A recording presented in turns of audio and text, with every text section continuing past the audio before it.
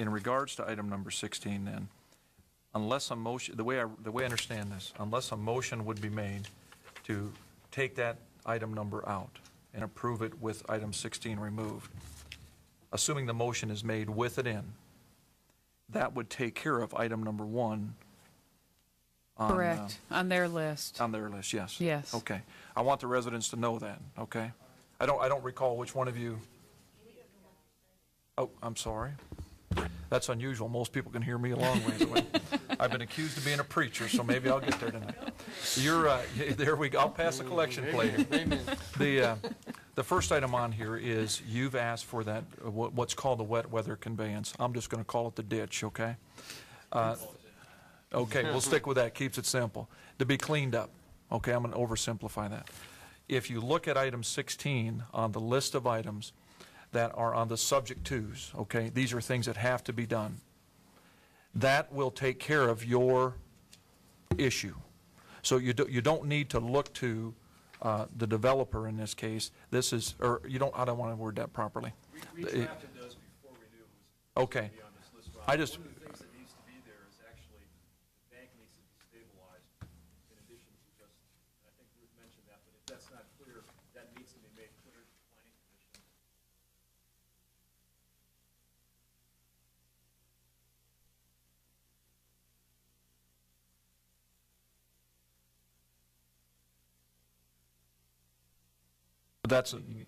That's an automatic. Right. It is a part of Yeah. stabilization because Okay. right now that is the problem. It's a clay hard pan on parts of that where you couldn't revegetate it as is.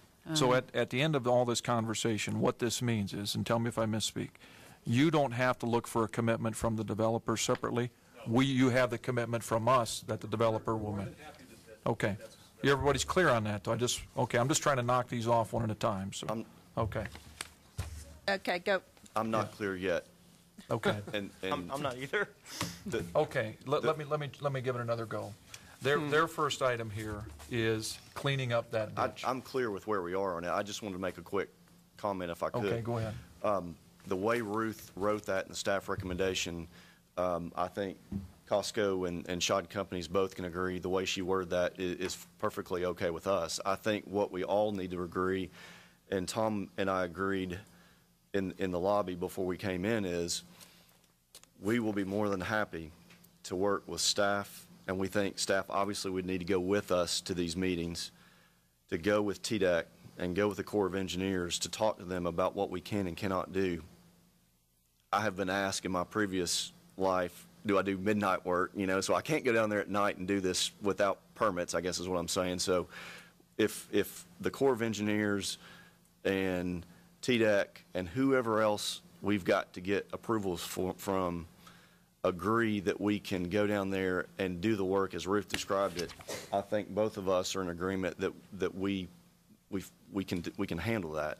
That's something that's manageable. We certainly wouldn't want to go down there and take liberties of taking the trees down, which would be something that they would want to maintain to block the building. So I think we're all in agreement of wanting to do that. I just want to make a point of clarification that if we're not allowed to do that, we can't. I agree, and I was not trying to infer that. All I was trying to do is make sure that you as residents know item number 1, put the check next to it, okay? It's what I told Tom. It's the 4 items on your list, yeah. Tom, why don't you go back up to the microphone so we can be heard? With regards to that, we have received a letter from TDEC identifying it as a wet weather conveyance, which automatically means that it can be reworked and, you know. But Chris, you're worried about it being delineated as a blue line? No, what I'm worried about is that she's right. TDEC is saying that it's a wet weather conveyance, but apparently I'm being told by Site Incorporated that the Corps of Engineers may also have a say in it. And I don't care who's on top and who has the ultimate authority. Ruth may, and the town of Farragut may answer to TDEC, and that's fine with me, but I certainly don't want to get down there and say, hey, town of Farragut and TDEC told me I could do this, and the Corps of Engineers slap a big fine on us because we didn't get their permission. So I just want to make it clear that I'm not going to just be seeking TDEC's permission and the town of Farragut's permission. I think I have a duty to talk to whatever other regulatory body I'm supposed to be talking to. Only do what's within the regulatory framework. I mean, that's, I just wanted to clarify that, that we'll do what we can do. Yeah, The what, homeowners are confident that that is fine because we fully believe that the TDEC interpretation is the correct one. Anybody that's seen that realizes that there is no way that that is a part-time stream at all. It is clearly just a wet weather conveyance, but we fully understand that if there are any issues that has to be resolved between TDEC and the Corps of Engineers and the town, we have no problems with that because, again, we have full confidence that they will allow that to be mitigated and improved. Okay, Ruth, is our number 16 written so that all works out? I feel very comfortable that it is. Okay. I guess that if Chris is, and you guys are okay, then I think all three parties are good with it. Number 17 addresses the issue that Noah had brought up before with regarding to submitting a plat of correction, showing all the easement locations per as-built prior to any certificates of occupancy being issued. And then some of our standard notes with regards to tree protection and fencing, and Daryl needed some more information about a pipe, and then we get into the striping, and this was the first time this was the first review of the roadway plans we had, because they had not been included in the previous two submittals. So some of these comments are a little bit more detailed. I would like to point out number 22, which is the relocation of Farlow Drive is to be completed with this project. Prior to the issuance of a building permit, the Farlow Drive realignment plan shall be approved by Knox County. Just to clarify, that is independent of acquiring right-of-way or anything else. That is just that before a permit can be issued, that the plans will be done, it will be handed to Knox County, and then they will be, the burden then lies on them. The applicant will have met and have done as requested, has been as part of the meetings that Farragut and Knox County and the applicants have participated in. They will have met their obligations, and then Knox County will take the ball from there and coordinate getting that completed. And like I said earlier, ideally it will be done, by the day that Costco opens, but it ideally doesn't really ever happen in our life. So, it's going to be in the time frame. They can open without it being done. Right. Because at that point, it's like we know the problem's going to be solved.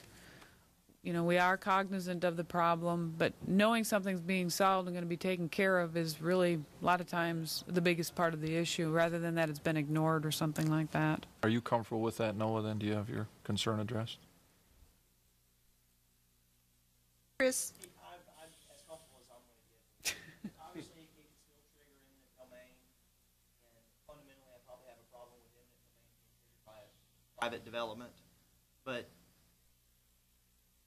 I can't see a way around it. I mean, I think it resolves 99.9% of any of the folks that are out there. That one guy that just doesn't want his property condemned, and so I guess I'm somewhat ambiguous on it, but Take that as a yes. yeah, I'm sorry, but yeah, you can take it as a yes.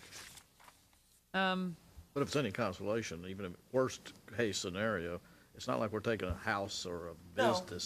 So You're exactly right. So the total impact, philosophically, I understand what you're saying. It just sets a precedent that, Oh, that I'm uncomfortable I don't with. think we want to get into that if we can avoid it. Right. Oh. I agree with Noah. The difference in this particular case is anybody that drives through there, there's already a problem there.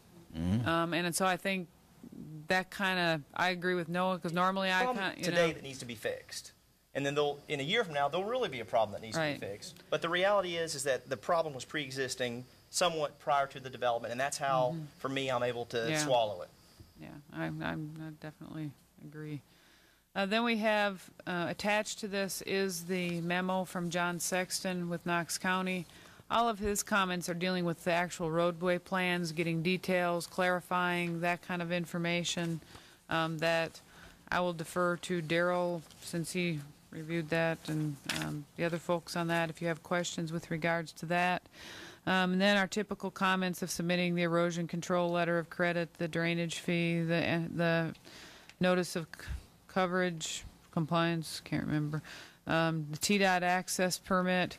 And again, TDOT is going to be the one that determines, because they are the ones that at our May 31st staff developer meeting and in a subsequent meeting that town staff, Knox County staff, and TDOT staff were in, was that they were very interested in putting some type of physical barrier at the Walgreens so that people didn't make that mistake and try to turn left out of there. Then number 28, 29, and 30 really kind of deal with the issue at hand with regards to the B1 zoning district and the request of Powell Acres. And this really is warrants where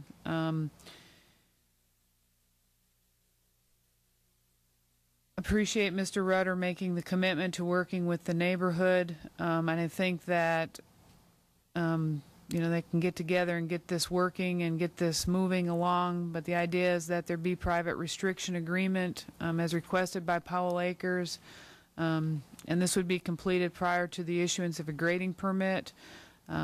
Realistically, creating the document and getting it recorded shouldn't take that long. They have some of, you know, the items that are outstanding. They have to take care of those things also before they can get a grading permit, and with that can run on simultaneously.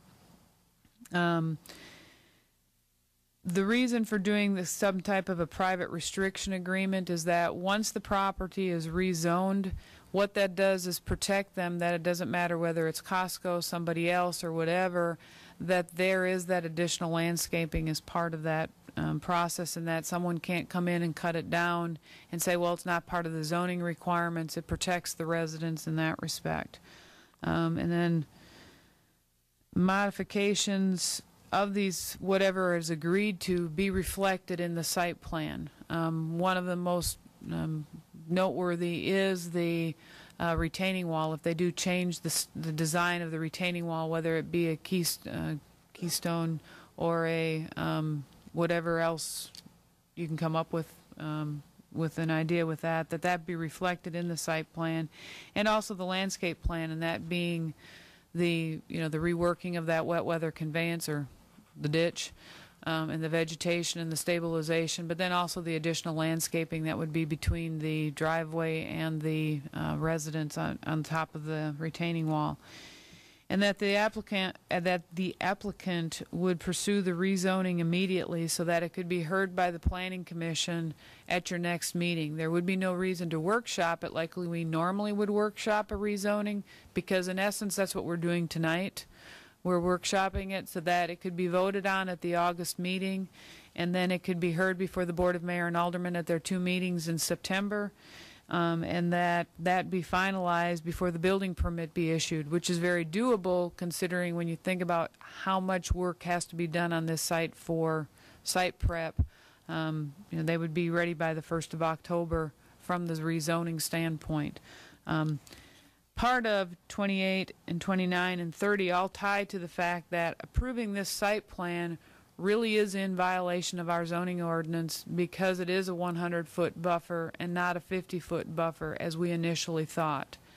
I think with proceeding with entering into the agreement with the Powell Acres residents, the rezoning application being completed, and on getting all that in a row, ducks in a row, it's showing that the residents, that Costco, that the Planning Commission, and the rest of the town, we're all working in this together so that they can proceed with the grading work prior to the rezoning being finalized.